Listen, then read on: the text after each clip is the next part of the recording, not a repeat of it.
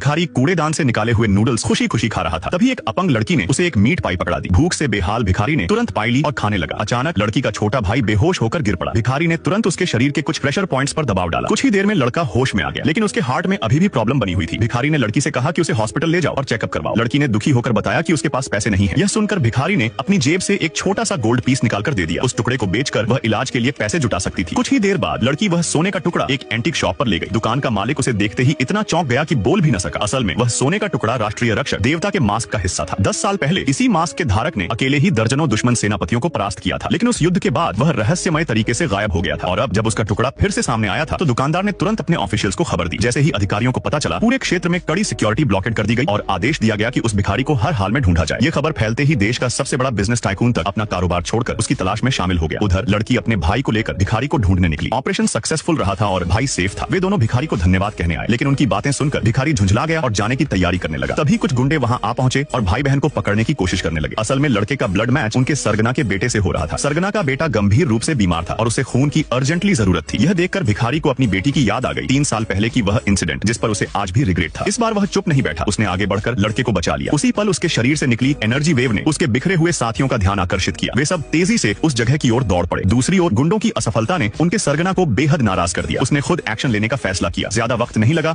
और उसने भाई बहन को ढूंढ निकाला। सरगना ने लड़की को समझाया कि बेकार में रजिस्ट मत करो, लेकिन तभी भिखारी ने कड़े शब्दों में वार्निंग दी, अभी चले जाओ वरना अंजाम भुगतना पड़ेगा। सरगना यह सुनकर भड़क उठा और गुस्से में भिखारी पर अटैक करने दौड़ा, लेकिन जैसे ही वह उसके पास पहुंचा, भिखारी ने उसे इतनी ताकत से फेंका कि वह पूरे 300 मीटर दूर जा गिरा। तुरंत बाद भिखारी के सभी साथी वहां पहुंच गए।